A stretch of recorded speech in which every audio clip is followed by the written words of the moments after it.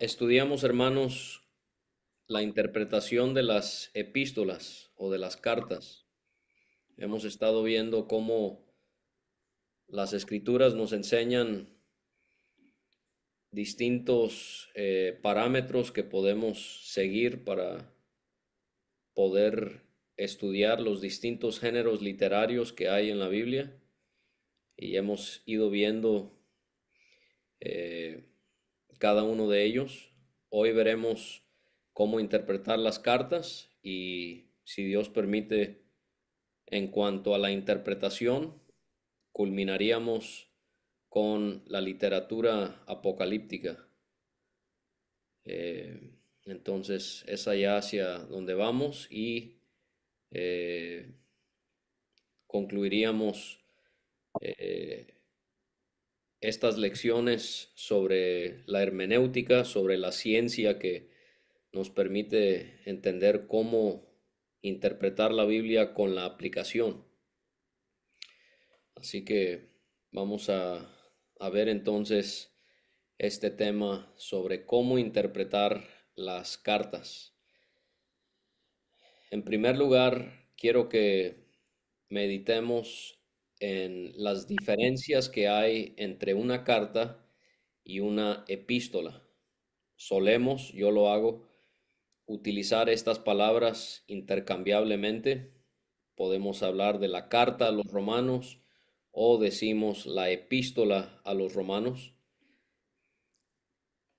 Hay algunos que debaten si realmente una carta y una epístola se diferencian de manera notoria, al grado de algunos decir, bueno, realmente no importa, son sinónimos, o habrían otros que dirían, no, sí importa porque sí hay ciertas diferencias.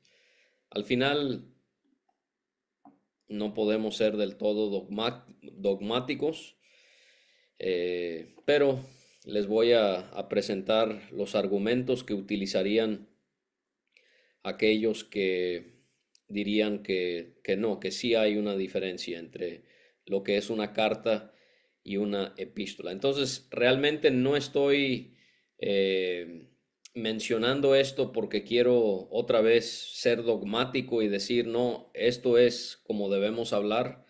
Al final de cuentas, Dios nos da el discernimiento para que nosotros utilicemos las palabras que sean adecuadas y no es algo sumamente importante. O sea, no es algo primario en cuanto a doctrina si un hermano habla de que una carta o una epístola. Pero bueno, aquí va y lo menciono para que entendamos cuáles son las diferencias y esto nos ayuda para ver lo que son este género literario que está en la palabra de Dios. Entonces,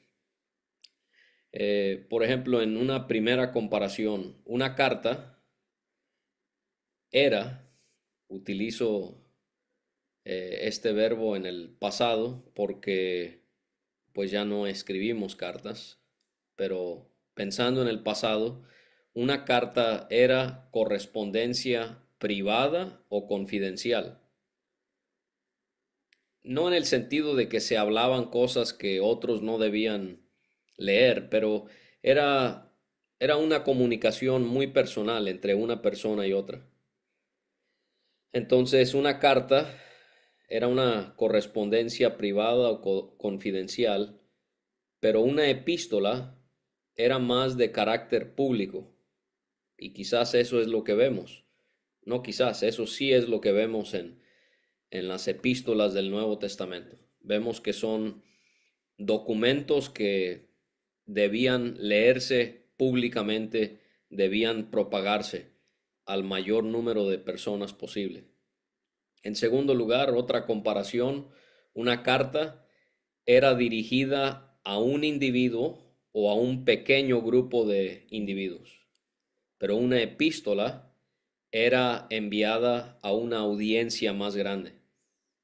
Y una tercera comparación, una carta se enfocaba en asuntos personales, en noticias o en peticiones específicas que una persona hacía a otra persona, pero una epístola se enfocaba en dar instrucción o en exponer alguna enseñanza.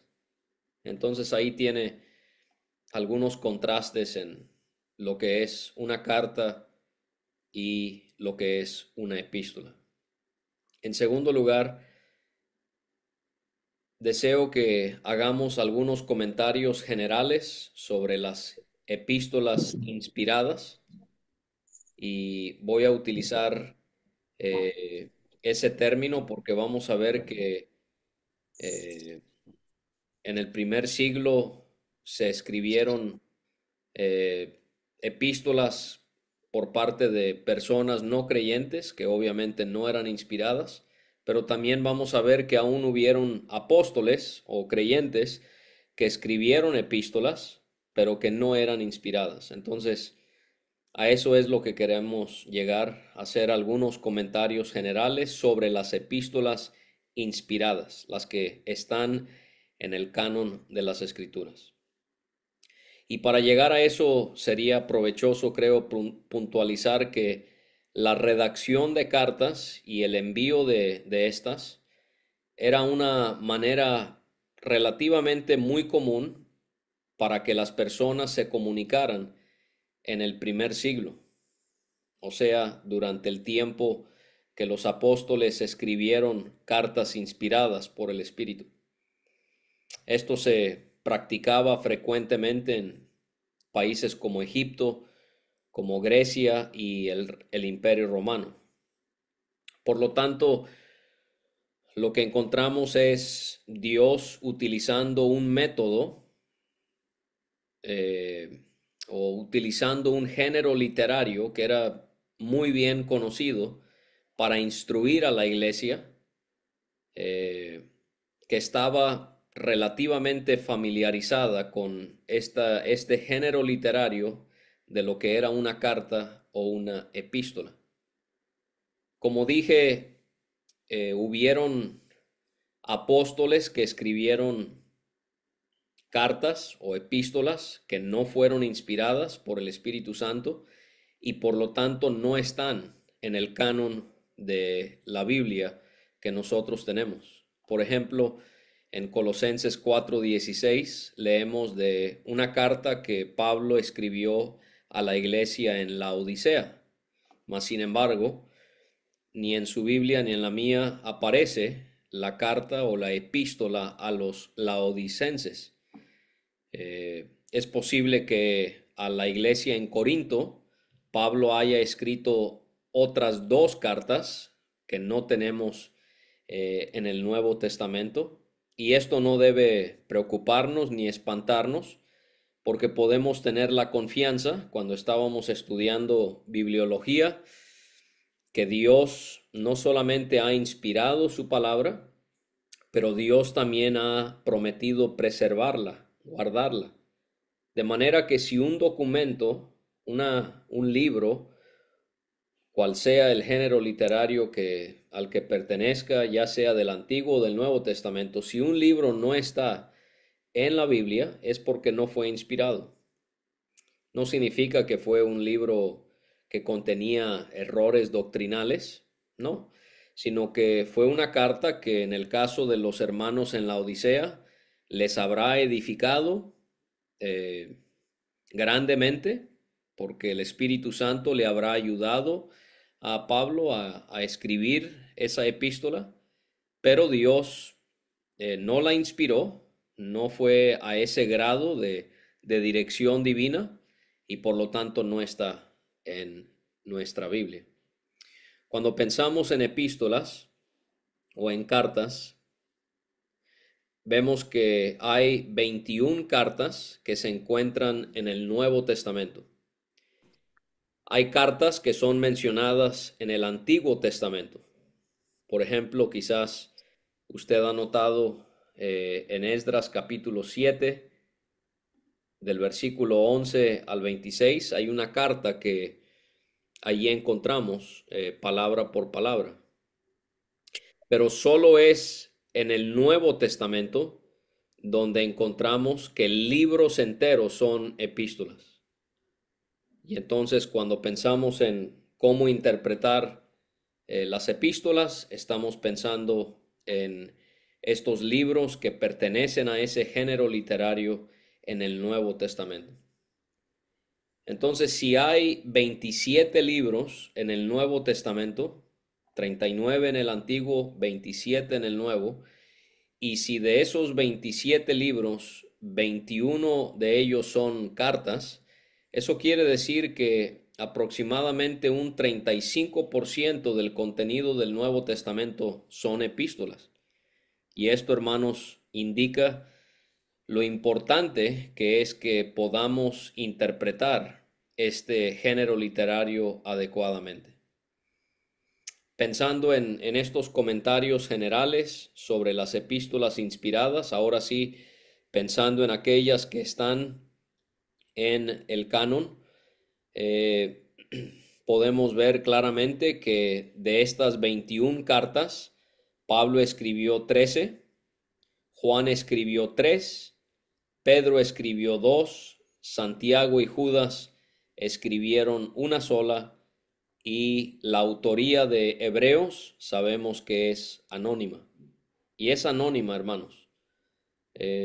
No veo yo mucho provecho en debatir, en hacer un análisis muy profundo sobre quién es el autor de Hebreos.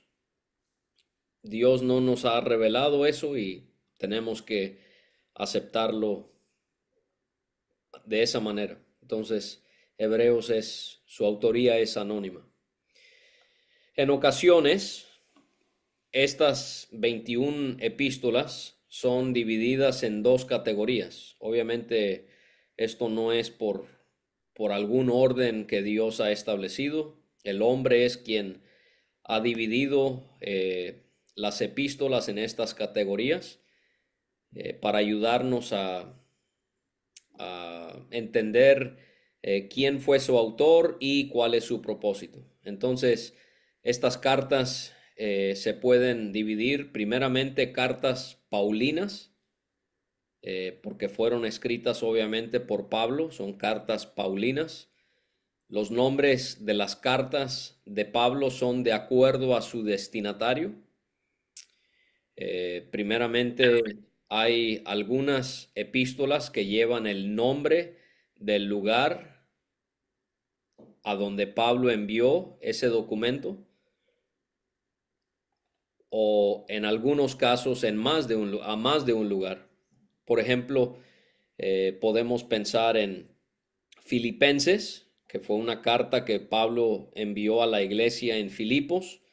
Ese sería un ejemplo de una localidad a donde una epístola fue enviada, y Gálatas sería un ejemplo de un grupo de iglesias dentro de una provincia en el Imperio Romano, donde cada una de estas iglesias iba a recibir un mismo documento por parte de Pablo, obviamente bajo la guía del Espíritu Santo. Cartas Paulinas, eh, donde el nombre de la carta es por el lugar al que fue enviado, son 9. Y en segundo lugar, las otras epístolas de Pablo llevan el nombre de personas o de individuos a quienes se le envió esas cartas. En total son 4, 2 que fueron enviadas a Timoteo, una que fue enviada a Tito y otra enviada a Filemón. También es de ayuda leer dentro de las cartas paulinas eh, cómo es que podemos categorizarlas. Esto también nos ayuda, especialmente cuando queremos entender el contexto histórico o literario, para así entonces interpretar la epístola de manera adecuada. Y hay por lo menos 4 categorías en las que podemos dividir las cartas de Pablo. Hay cartas, en primer lugar, escatológicas, Veíamos cuando estudiamos bibliología que en la teología sistemática que busca dividir la palabra de Dios por tema, por eso se llama teología sistemática, porque lo sistematiza, lo divide por temas. Y cuando vemos teología sistemática, hay muchas ramas. Podemos estudiar soteriología, que tiene que ver con la doctrina de la salvación, o podemos estudiar teología propia, que tiene que ver con la persona de Dios. Podemos estudiar amartiología,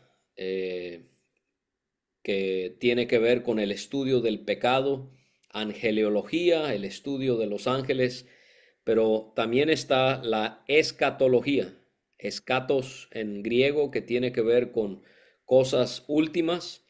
Entonces, este sería el estudio de los últimos tiempos. Entonces, Pablo escribió dos cartas que se distinguen por ser de carácter escatológico, que serían primera y segunda de Tesalonicenses, donde el apóstol recalca mucho el tema de el arrebatamiento de la iglesia y la venida de Jesucristo en gloria.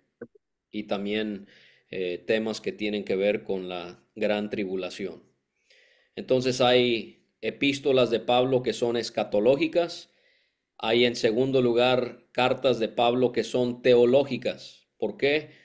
Porque enfatizan doctrina, instrucción que tiene que ver con Dios y que tiene que ver con el tema de la justificación, por ejemplo.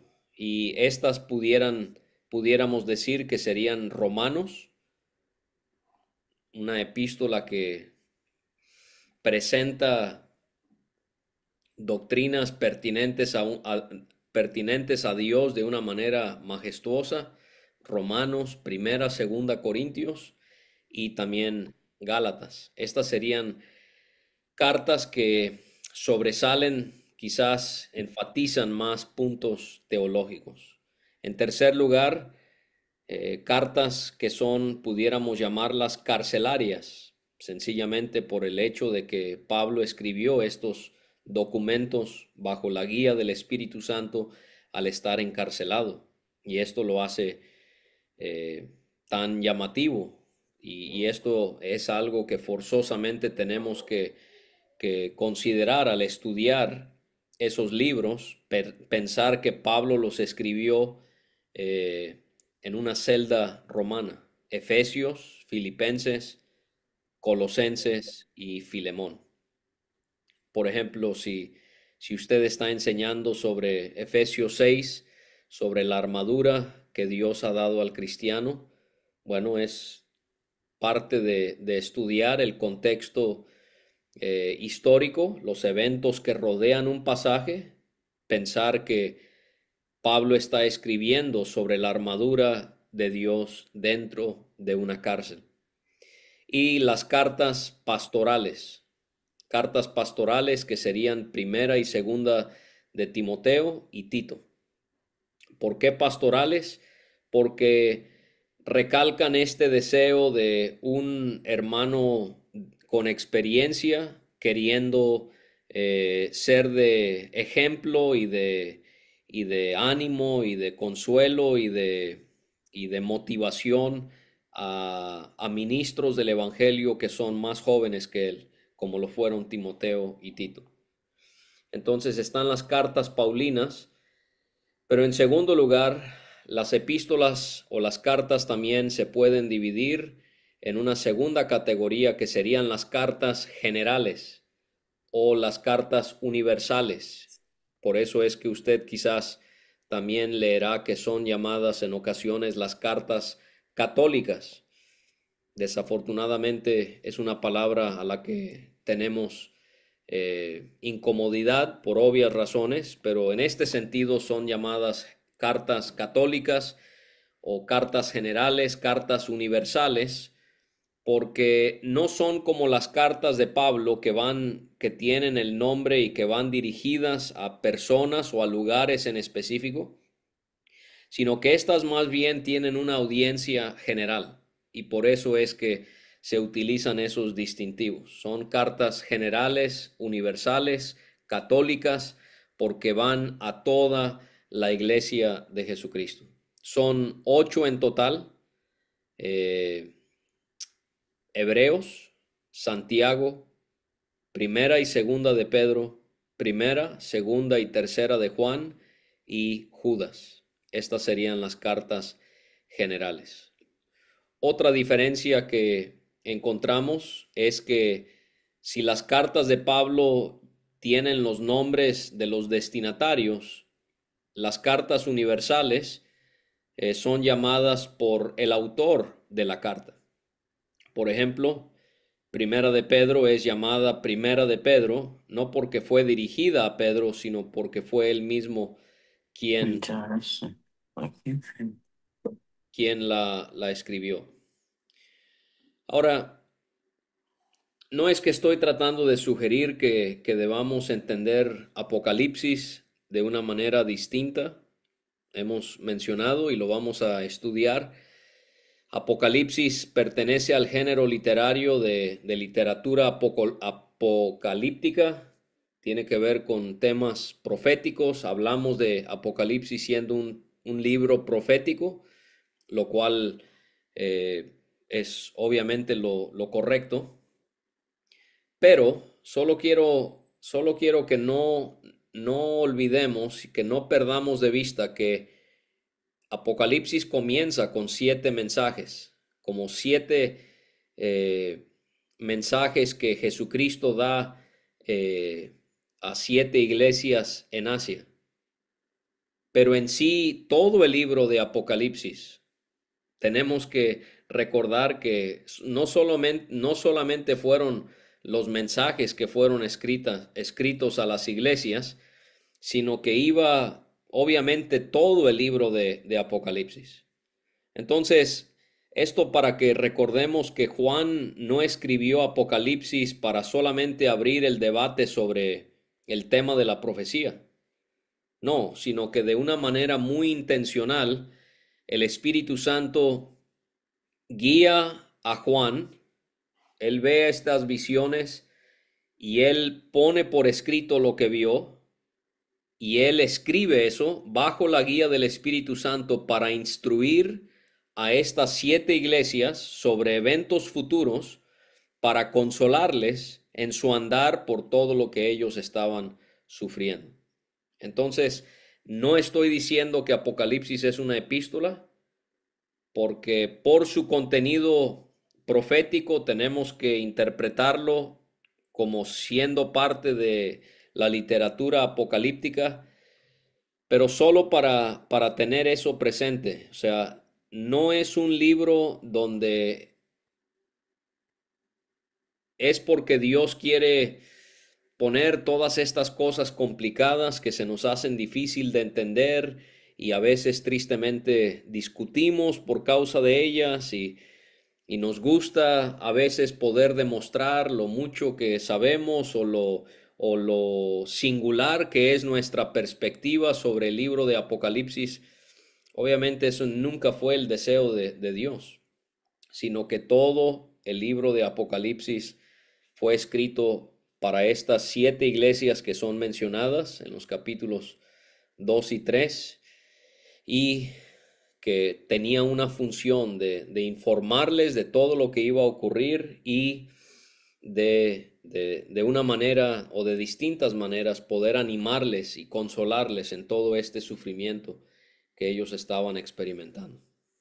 En tercer lugar, pensemos en los motivos por los que se escribieron cartas. ¿Por qué Dios habrá deseado que hombres escribiesen estas epístolas a individuos, a iglesias? Bueno, posiblemente pudiéramos pensar en las siguientes 4. Número 1, se escribieron porque los autores no podían estar siempre con los destinatarios. Y esta fue una manera efectiva que se esparciera enseñanza sana a los cristianos. Por ejemplo, habían problemas muy serios en la iglesia de Corinto y Pablo no puede estar en Corinto, y en Primera de Corintios 5 versículo 3 les da instrucción sobre la disciplina que se debe ejercer por un caso que había entre ellos, porque él no estaba con ellos. Entonces, a la distancia, él les escribe una carta no solamente sobre ese tema. Realmente vemos al inicio de la carta que Pablo está contestando distintas cosas que le habían dado a conocer sobre situaciones que se habían suscitado en la congregación. En segundo lugar, se escribieron cartas porque son circunstanciales. O sea, se escribieron para tratar situaciones en específico, como vimos en el primer punto. Un ejemplo aparte del que vimos de Primera de Corintios es en Segunda de Tesalonicenses, donde Pablo enseña mucho sobre la segunda venida de Jesús, porque había mucha confusión dado a que falsos maestros estaban confundiendo a los hermanos allí. Y entonces estas cartas no era porque de la nada este contenido se les escribió a estas congregaciones o a estos individuos, sino que eran circunstanciales, cosas que Dios y que los apóstoles sabían que estaban ellos viviendo, y a través de estas cartas se iba a poder tratar tales asuntos. Número 3, otro motivo por el cual se escribieron cartas es por el propósito de que se leyesen en voz alta. Quizás para nosotros es hasta cierto punto no tan importante que se enfatice en la Biblia que estas cartas debían ser leídas públicamente. Pero hermanos, tenemos que recordar que los hermanos no poseían una copia de estos escritos que estaban circulando, que habían sido redactados por los apóstoles bajo la guía del Espíritu Santo. Y entonces para ellos resultó ser increíblemente importante que en la iglesia se leyera públicamente la palabra de Dios. Pablo dice, por ejemplo, a los tesalonicenses: encargo delante del Señor que lean esta carta a todos los hermanos.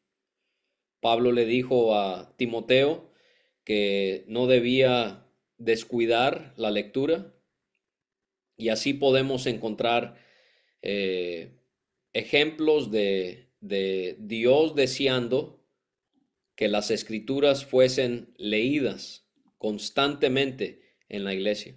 Y esto es algo que debe caracterizar en la actualidad toda iglesia que sea verdaderamente bíblica. Y entonces ahí es donde debemos darle prioridad a la lectura de la palabra de Dios. No sé si comprendemos lo importante que es la lectura de la palabra de Dios, que antes de que alabemos a Dios a través de cantos, la lectura debe ser hecha, porque es la Biblia que nos llama a adorar al Señor. Por encima de lo que el hombre nos diga, es la Biblia, la palabra de Dios, que nos llama a adorar al Señor y a disponer nuestros corazones a la enseñanza para que podamos recibirla favorablemente. Entonces, si usted es anciano, pastor, o sirve de alguna manera en el liderazgo de su iglesia, esto sería muy importante que se implementara si no se está haciendo.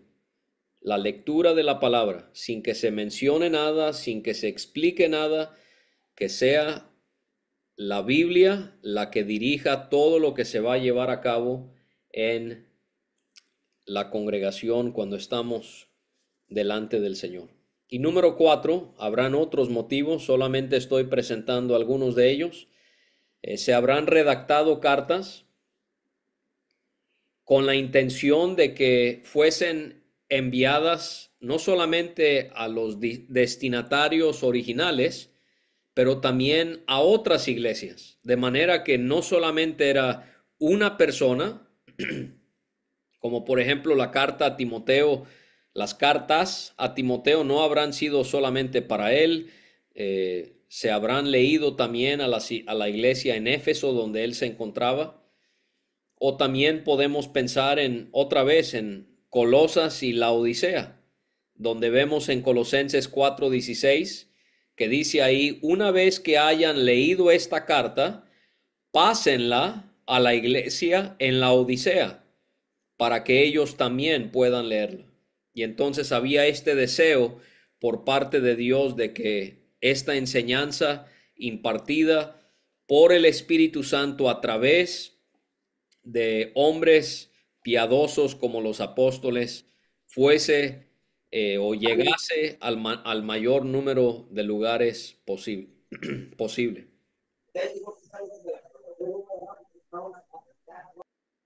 Número 4, quiero que analicemos una estructura común que encontramos en las epístolas.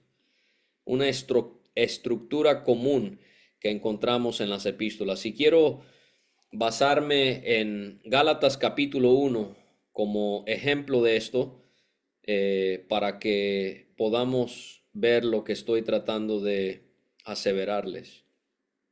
Entonces tenemos ahí en la pantalla Gálatas capítulo 1, y normalmente lo que podemos encontrar en las epístolas nuevo testamentarias es muy parecido a lo que habían en las cartas no inspiradas, escritas hasta por paganos, las cartas que comúnmente se escribían y se enviaban en el mundo grecorromano. Entonces es interesante cómo Dios utiliza esa misma estructura. Es lo mismo que encontramos en el Antiguo Testamento.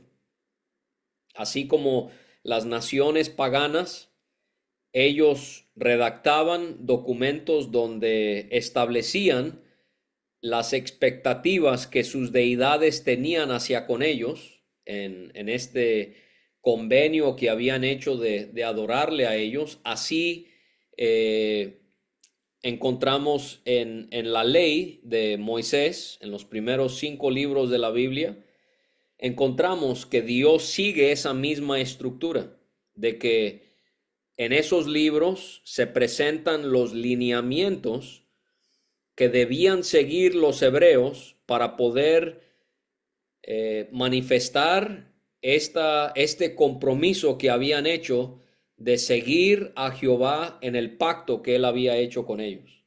No es porque Dios necesita a los hombres y les está imitando porque él no sabe cómo, eso sería terrible hasta sugerirlo, sino que vemos la sabiduría de Dios que de acuerdo al tiempo, de acuerdo a lo que se conocía, Dios utiliza ese mismo método, ese mismo género literario para su pueblo, para que ellos comprendan exactamente lo que Él quiere comunicar.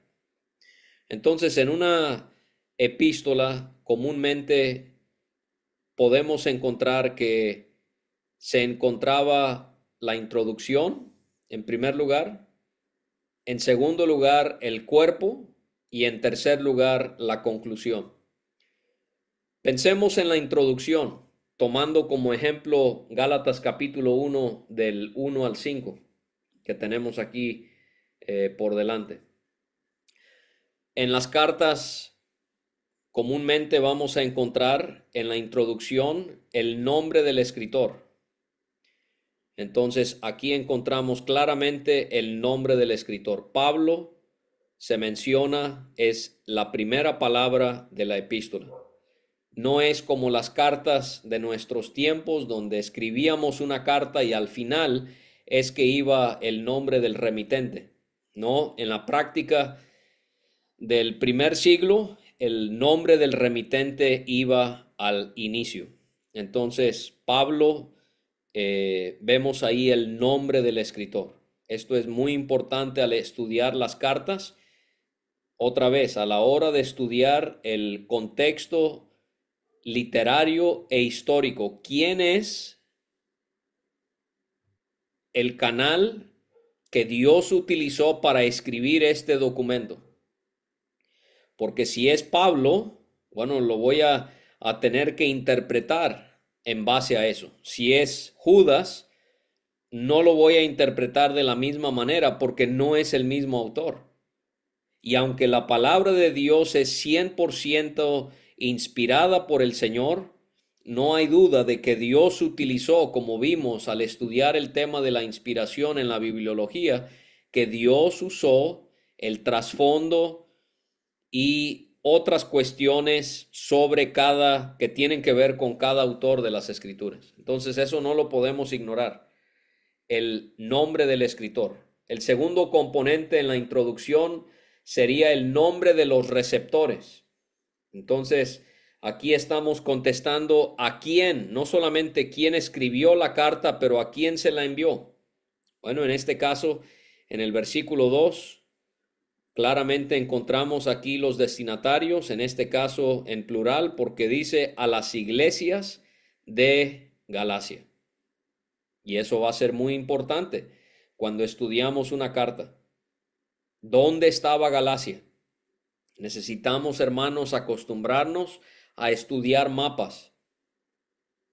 Necesitamos acostumbrarnos a investigar asuntos geográficos, históricos, culturales. El contexto histórico, hermanos, es increíblemente importante. Entonces, ¿qué podemos investigar sobre Galacia y cómo nos puede eso ayudar a entender esta carta de una manera más profunda? Entonces, el nombre del escritor, el nombre de los receptores, saludos. Esto es muy común. Eh, encontramos en el ejemplo aquí de Gálatas, todos los hermanos que están conmigo. Quizás no es tan obvio el saludo que encontramos aquí en Gálatas, pero ahí hay una cierta salutación que se está haciendo. Número 4, en cuanto a la introducción que normalmente se da en cada una de las epístolas, es una oración introductoria. Esta oración introductoria es muy importante que no las ignoremos al estudiar cada una de las cartas, porque suelen darnos detalles que nos van a marcar la pauta sobre cuál va a ser el tema o uno de los temas principales de ese libro. Entonces, la oración, o antes de llegar a esa oración, fíjense, por ejemplo, en el versículo 1, Pablo apóstol, no de hombres ni por hombre, sino por Jesucristo y por Dios el Padre que lo resucitó de los muertos.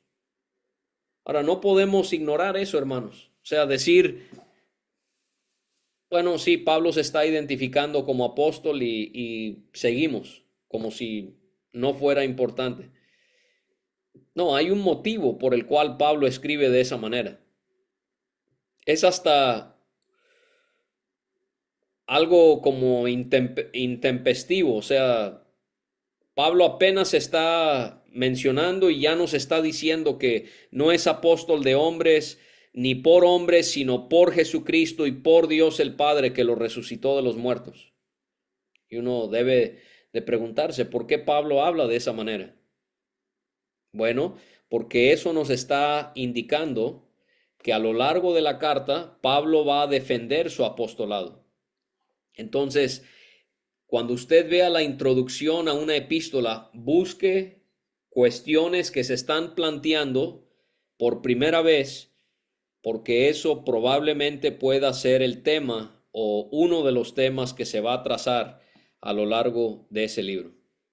La oración introductoria.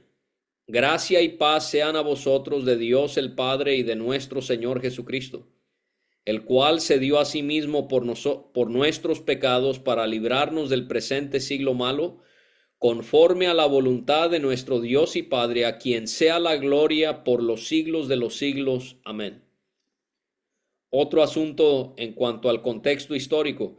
En las cartas grecorromanas del primer siglo era común que los paganos en la introducción incluyeran una oración a sus falsas deidades para desearle el bien a los destinatarios.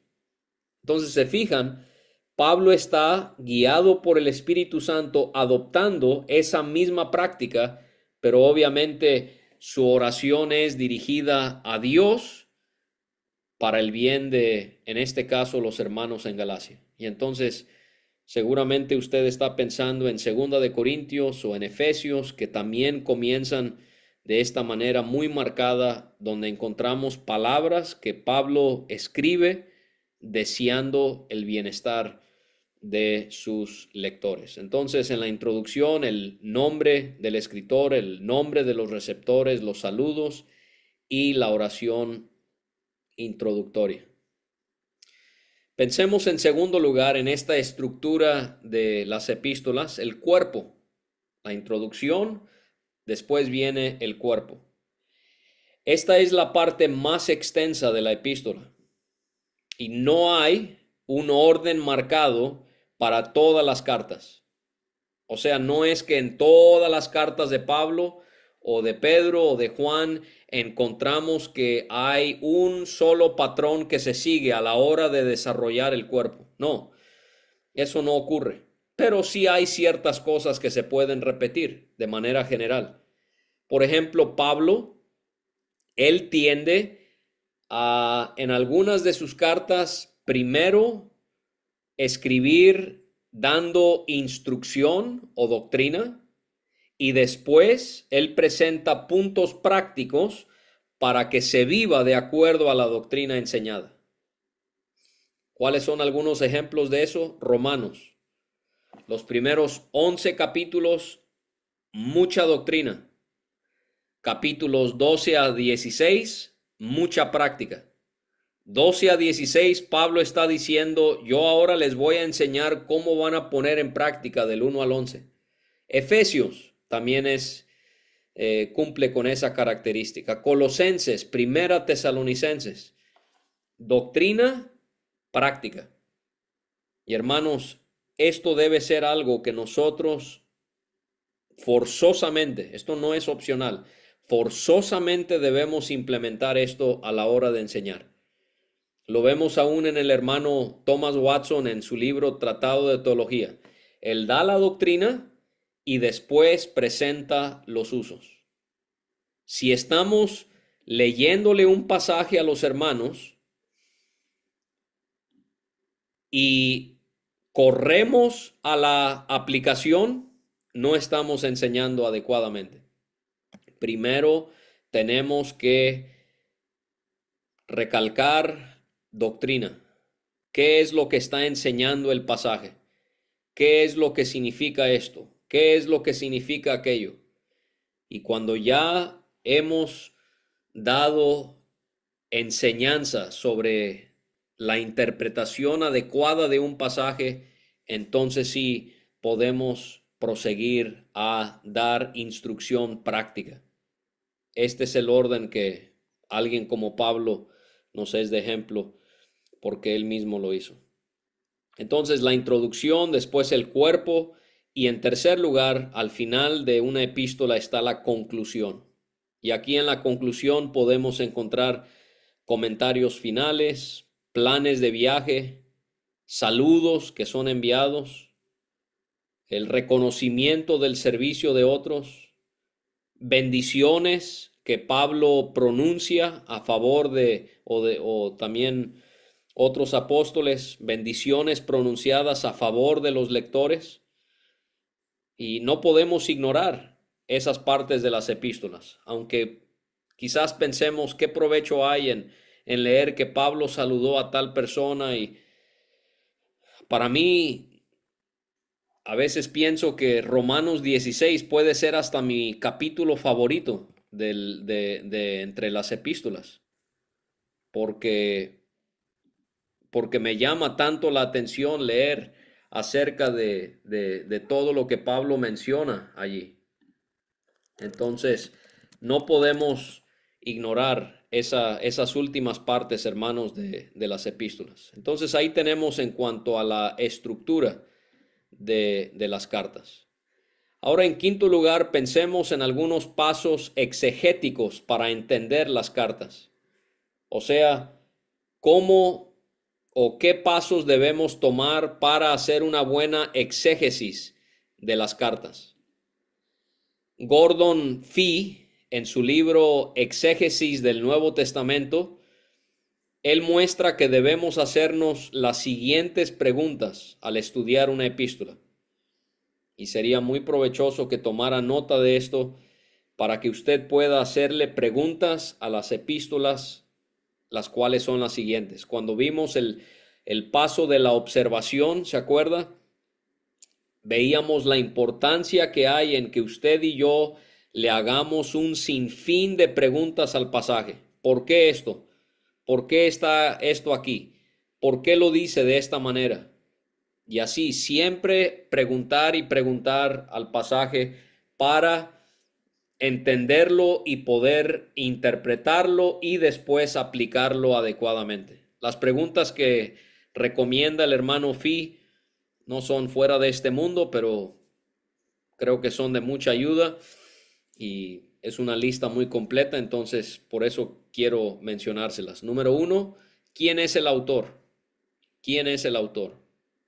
Número dos, ¿quiénes son los destinatarios? Número tres, ¿cuál es la relación entre ellos? ¿Se conocen? ¿Ha estado el escritor en su localidad? ¿Cómo fue el inicio? Todas esas preguntas tendrían que ver con la tercera. ¿Cuál es la relación entre ellos? Número cuatro, ¿en dónde viven los destinatarios? Número cinco, ¿cuáles son sus circunstancias actuales? Por ejemplo, ahorita se me viene a la mente en la, en la cuarta pregunta, ¿en dónde viven los destinatarios?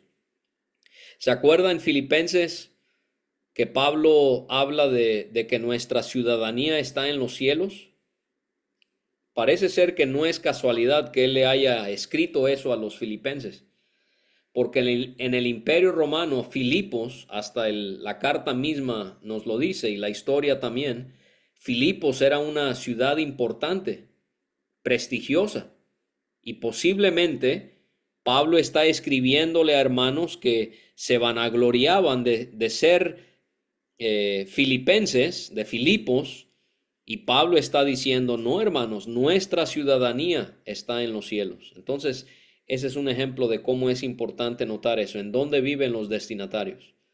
Número 5, ¿cuáles son sus circunstancias actuales? Lea una epístola y trate de visualizar qué es lo que están viviendo en cuanto a su vida cotidiana, la persecución que sufren, si la sufren, y cómo es la vida de la iglesia a la que pertenecen. Y eso nos va a ayudar. Ok, él está diciendo esto porque este otro dato que tenemos en mente. ¿Cuáles son sus circunstancias actuales? Número 6, ¿qué situación histórica dio lugar a este escrito? ¿Qué situación histórica dio lugar a este escrito? Número 7, ¿cuál es el propósito del autor? ¿Cuál es el propósito? Número 8, ¿cuál es el tema o preocupación general? Y número 9, ¿acaso el argumento o narrativa tiene un bosquejo que es fácil de identificar? O sea, hay una manera muy breve en la que podemos dividir el libro y armar un bosquejo para que nosotros y la audiencia a la que le estemos predicando pueda saber muy fácilmente que de Romanos 1 a 3 los gentiles y los judíos somos culpables Y Romanos 4 son ejemplos de que la justificación es por medio de la fe. Y Romanos 5, 6, 7, 8, los resultados de la justificación. Y 9, 10 y 11, y así, hermanos, poder en nuestras mentes, poder recordar estos bosquejos que nos ayudan a saber hacia dónde es que va el apóstol guiado por el Espíritu en comunicarnos este texto sagrado. También en cuanto a pasos exegéticos para poder mejor entender las epístolas, en el libro Predicando la Palabra de Dios, con 3 autores, Carter, Duval y Hayes, ellos hablan y nos recuerdan sobre cosas que quizás ya hemos mencionado. El hecho de que las cartas tratan sobre situaciones reales, ¿sí? Así que nosotros debemos aplicarlas para ayudarnos a nosotros en situaciones reales de nuestra vida actual. Eso es muy importante recordar. No estamos alegorizando, no estamos pensando figurativamente, cuando no. Hay ocasiones, por ejemplo, en Gálatas, donde Pablo obviamente habla de la alegoría que tiene que ver con Sara y Agar, pero en la mayoría de los casos, las cartas nos hablan sobre situaciones reales. Y nosotros tenemos que analizar cómo es que el apóstol escribió sobre esa situación real y cómo podemos nosotros entenderlo hoy para nuestros días. También hablan ellos de cómo es que, algo que mencioné ya, el inicio de una carta puede indicar cuál será su tema principal. Ahorita se me viene a la mente otro ejemplo que quizás usted ya había escuchado anteriormente. Eh, por ejemplo, en Primera de Corintios 1, es posible que estamos en el primer capítulo, capítulo 1 y versículo 30, mas por él estáis vosotros en Cristo Jesús, el cual nos ha sido hecho por Dios sabiduría, justificación, santificación y redención. Y hay aquellos que dividen el libro de Corintios en base a ese versículo. Entonces sería algo que podemos tomar en cuenta, hermanos, pero no forzarlo, ¿sí? O sea, si de plano no funciona, no lo fuerce.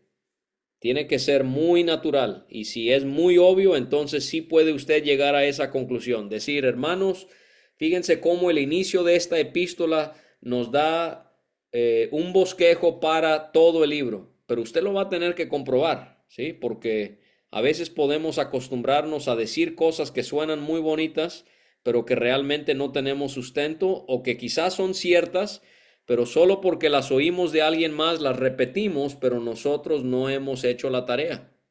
No podemos hacer eso. Eso no es enseñar la Biblia responsablemente.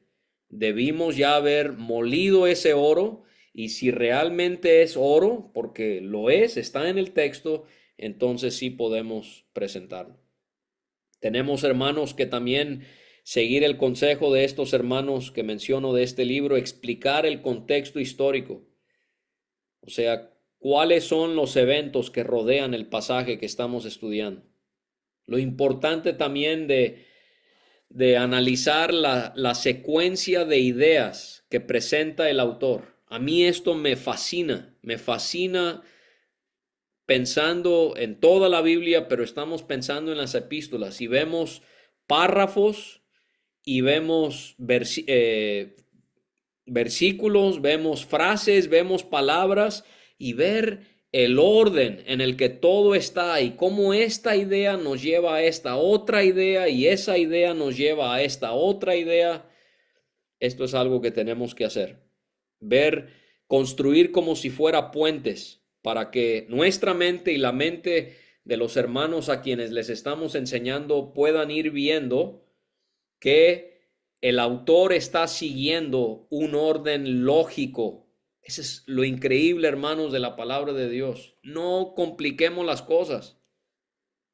Tenemos que ser personas racionales, hermanos. No porque estudiemos la Biblia, esto significa que andamos en una nube acá arriba y nunca aterrizamos y complicamos las cosas y, no, hermanos, la Biblia es un libro profundo, pero sencillo a la vez, donde Dios utiliza una lógica lineal, no circular, sino lineal, para poder ayudarnos a nosotros que somos tan limitados en nuestro entendimiento.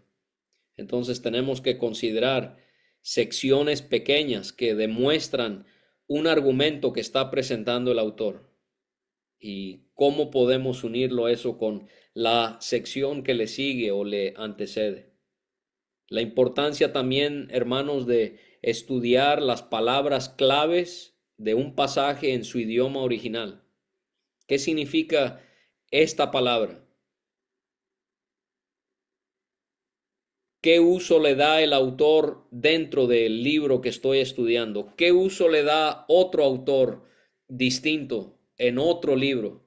Y así poder entender, ok, esta palabra no la voy a entender de acuerdo a mi cosmovisión del 2025. No, la voy a entender de acuerdo a lo que lo habrán entendido cuando lo leyeron los primeros cristianos. Entonces, tenemos que siempre recordar todo pasaje en la Biblia, también las epístolas. Interpretamos la Biblia desde una perspectiva histórica, gramática y literal. Histórica porque estudiamos los eventos que rodean el pasaje. Gramática porque estudiamos las palabras o las ideas que rodean un pasaje, y literal porque lo tomamos en su sentido más obvio o la manera en la que comúnmente se entendería una palabra o una frase, a menos de que el texto demuestre que se está hablando figurativamente. ¿Sí? La mesa del Señor, 1 Corintios 10, lo más literal sería interpretar eso como refiriéndose a la cena del Señor, porque el capítulo 11 viene después. Pero si yo leo en 1 Corintios 11 que el Señor enseñó que debemos de comer del pan, porque Él dijo, esto es mi cuerpo que por vosotros es dado, no lo voy a tomar literalmente, porque obviamente mi Señor no es un pan.